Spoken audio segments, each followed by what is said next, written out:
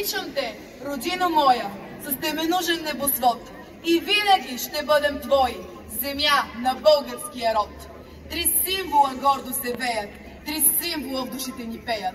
Бяло, зелено, червено, вей се ти знаме, свещено. Този тържествен за нас ден, нека да посрещнем знамето на училището. Класове, мирно!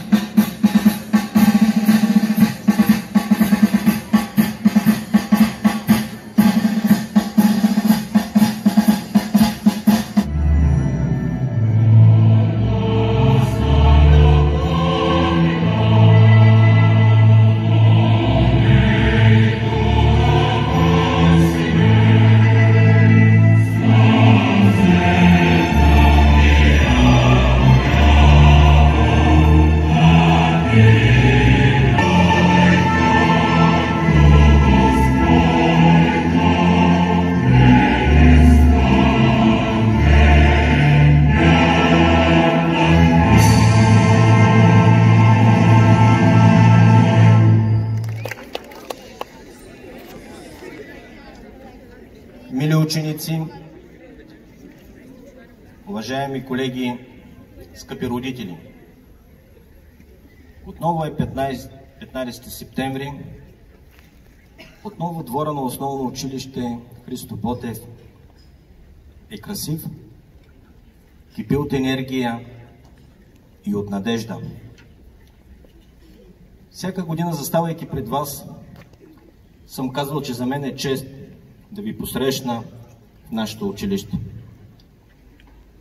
И всеки един ученик, учител, родител си дава сметка за отговорността, която поемаме на 15 септември. Искам да ви обърна днес внимание на един много интересен факт. Тук, в Сливен, няма друго място като това. На едно място събрани храма на вярата и храма на науката. В тази комбинация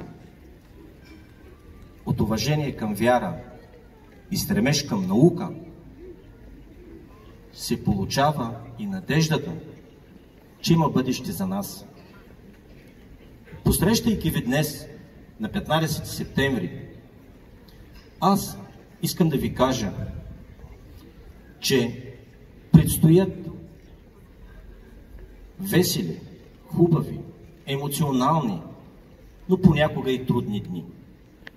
Ако ние всички в съчетание, заедно, работим в името на децата, в името на тяхната грамотност, ние ще успеем. Искам да имам удоволствието да ви приветствам и поздравя по случай откриването на учебната година. Първият учебен ден е специален празник за всеки един от нас. За учениците този ден е начало на нови емоции, нови приятелства, но и нови знания. За учителите са нови предизвикателства. Нека дните тук са незабравими и успешни за всички. Пожелавам ви успешна учебна година.